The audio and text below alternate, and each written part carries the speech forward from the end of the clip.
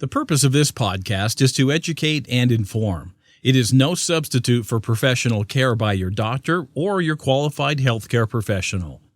Never disregard or delay professional medical advice because of something you've heard on this podcast or in any linked material. Guests who speak on this podcast express their own opinions, experience, and conclusions. Dr. Shirley neither endorses nor opposes any particular opinion discussed on this podcast. The views expressed on this podcast have no relation to those of any academic, hospital, practice, institution, or other entity with which Dr. Shirley may be affiliated. Welcome to Forever Fab, the podcast on fashion, the art of living, and all things beauty. This podcast is curated by Dr. Shirley Madere, MD, as the definitive source of holistic wellness through beauty.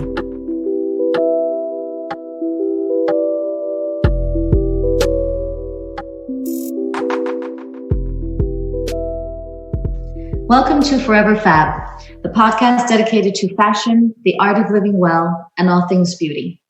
I'm your host, Dr. Shirley Madere, your purveyor of this definitive source of living a beautiful life. This is the third part of a special mini-series of the 15 Minutes of Fab segment. I created it for special times, and I hope it will help you to navigate the uncertainty that is abound and take care of yourself and your personal loved ones, or even your non-personal, impersonal loved ones. This mini-series is called Prepped and Masked, How to Honor Your Temple in Good Times and in Times of Stress. This week's episode marks part 3 and is on self-care, one of my favorite topics. Remember the adage about the airplane oxygen mask? You know, how you have to put your mask on first before you help anyone else, including loved ones? Well, the same applies for caring for yourself and others. Taking care of yourself is not a luxury. It is a necessity, particularly in times of high stress such as these. If you believe that pushing yourself to the point of exhaustion, as I often did throughout my life and probably still do from time to time, and if you believe that that push will lead you to a great reward, and I think you're woefully wrong. It's difficult to function optimally and to live your best life without self-care. Irrespective of age or stage of life, and regardless of the extent and breadth of your responsibilities, self-care should be a priority. Oscar Wilde made a good point when he stated, quote, "To love oneself is the beginning of a lifelong romance." That also implies that not only should you love yourself in perpetuity, but it may actually take you some time to learn how to do that if that's not something that you've grown up with or that you know how to do for yourself or that you learned along your journey so far. Self-care is indeed an act of self-love. Some see it as a necessary part of human growth and evolution. And that particular perspective has been remarked by Veronica Chugaleva. She's an award-winning author and life coach. And she said, quote, "Learning to love yourself is like learning to walk. Essential, life-changing, and the only way to stand tall," end quote. I love that quote. Taking care of yourself doesn't have to be time-consuming, however, and it doesn't have to be expensive or extravagant. Now, believe me, you can take it from 0 to 100 and then some. But there's so many simple ways that you can take care of yourself. And they could be as simple as a brief daily meditation, acknowledging the depth of your inhalation and exhalation, having a gratitude practice, or making sure to take a long, few deep breaths every hour. Some simple, effective, and basically free means of self-care are numerous. And I'm going to read you a list that actually I sourced from nomadsouls.com. And some of these include: take a walk, declutter or clean your room, play a game, alone, solitaire, with your friends or with kids, cuddle with your pets, mindfully water the plants that you have and say some kind words to them while you're doing it. Learn something new on YouTube, follow a free online yoga class, meditate in silence or meditate as a moving meditation. Soak your hands and or soak your feet in warm water, give yourself a mani-pedi. Dim the lights and listen to some music without distraction. Enjoy a soothing cup of tea or coffee. Take a power nap. Light up some incense and enjoy how the scent spreads throughout your house or your room. Write down 3 things that you're grateful for, either just that day, every day as part of a gratitude practice, or just every once in a while. Keep a gratitude journal. Follow a free tutorial online. Burn a candle and reflect on things as it flickers. Read a book. Hashtag goals. Write your goals for the following 3 months, 6 months, 1 year. FaceTime, Skype, or Zoom with friends or family.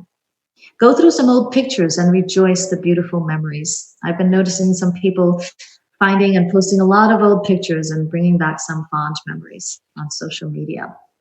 Go through some old pictures and keep them for yourself, or again, as I mentioned, share on social media. Draw, paint, doodle, photograph, sing, dance, knit, play an instrument, design, upgrade an old piece of clothing, recycle, whatever it takes for you to spark your creative genius. Throw away or donate a few things that you no longer use. Sketch out a personal self-care routine for yourself.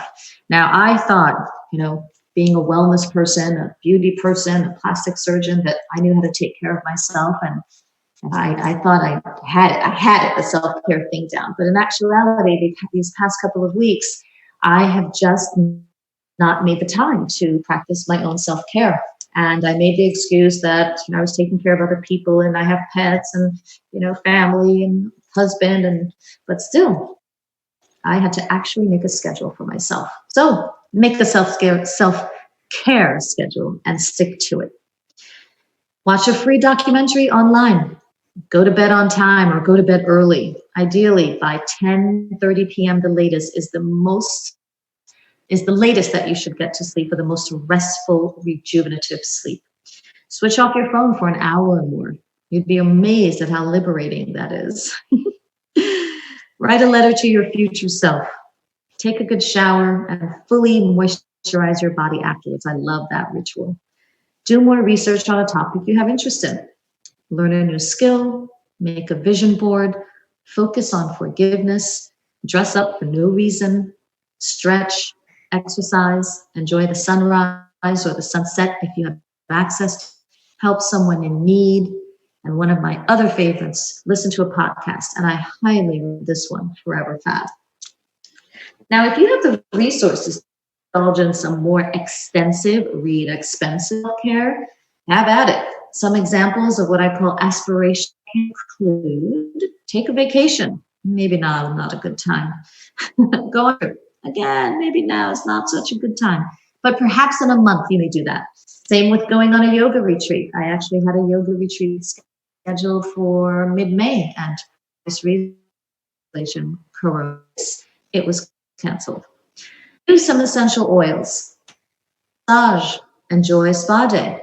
Take yourself out for breakfast or dinner when restaurants reopen. Dress up and go somewhere, and if you do go somewhere, you may have to use a fabulous face mask, but that's okay. That's doing your part. Buy yourself something new and within your budget, buy a plant, donate to charity. And if you can't donate funds, maybe donate your time or your ideas. Work with a life coach. Learn something new, such as a language, a skill, or a hobby with a one-on-one instructor. So those may involve some funds and some time, energy, displacement, and effort. So I call them aspirational because they aren't all necessarily free. But certainly if you have access to them, and perhaps in a few more weeks when things stabilize, then please indulge. Personally, I recommend these activities because these are some of the ones that I've been participating in online in this time of social distancing. For yoga, I enjoy the Kula Yoga Project and Aloe Moves. For Pilates, I enjoy Erica Bloom Pilates. Trampoline, the Ness. A good aerobic release, The Class by Taryn Toomey. Personal training, personally with David Kirsch. Meditation, the Insight Timer is what I use, but I also just tuned into Calm, and I'll check that out. And another one to dress up and work out in front of your mirror, the mirror. But now, unfortunately, my mirror is in another state since I am not at my home, but I do use it, believe it or not. In the interest of self-care, there are also ways that you can disrupt your immune system when you thought you may have been doing yourself a favor. You thought you could have been helping yourself, but actually for some people, some of these activities disrupt your immune system. And that was a very interesting read for me that I sourced from draxe.com. So one of the things that you could actually be doing to sabotage your immune system is too much sitting. Like a sedentary lifestyle puts you at risk not only for weight gain, but also for reduced immune function. So even if part of your self-care is to sit for a long period of time and meditate and then read and then light a candle or some incense, in between those activities, get up and go for a walk. So too much sitting can actually reduce your immune function. Negativity, all sorts of negativity. Avoid pessimistic thoughts, pessimistic people, negative situations. They will only bring you down and bring down your mindset and your mood. But not only that, they will also disrupt your immune system. Now, I know you can't always avoid negative people and you can't always avoid negative situations. So also watch your response to those people and situations. If your response is negative, then that won't help. So whenever bad things happen, you still have a choice, right? How you interpret it and how you respond to it. So take stock in those choices and really be deliberate about them. Fear. Know the difference between the fear of protecting yourself and the fear of self-sabotage, and that which you cannot change, which may help you to evolve. So try to discern and manage the two, because one may actually be helpful even though it's uncomfortable, and the other may be totally disruptive. Over-exercising, that's a big one. So everybody's been saying take care of yourself in times of, stress, exercise. Yes, of course, definitely exercise every single day or every other day, whatever is your routine. Ideally, at least 30 minutes, 5 to 6 times a day, or at least minimum, at least 3 times a week. I meant 5 to 6 times per week, or at least minimum 3 times per week. But over-exercising is actually not helpful in stimulating the immune system for some people. So if you're training rigorously, but your performance deteriorates, then you may be overdoing it. And that's how you know. If you keep just cranking it out and working harder, not only do you risk getting hurt, but your performance may not improve and you may not be actually achieving your goals. So overtraining can also adversely affect your immune system. Loneliness. Now, solitude is sometimes helpful, particularly when you're always around a lot of people and you really just want some peace, but prolonged, extensive periods of solitude, frankly, those can lead to feelings of loneliness, and that may indirectly negatively affect your immune system. But again, you just have to discern and manage the difference. Solitude is sometimes helpful because it helps you refresh and recalibrate and gain perspective, but too much solitude over a long period of time, every single day, extensively, is not helpful to your immune system.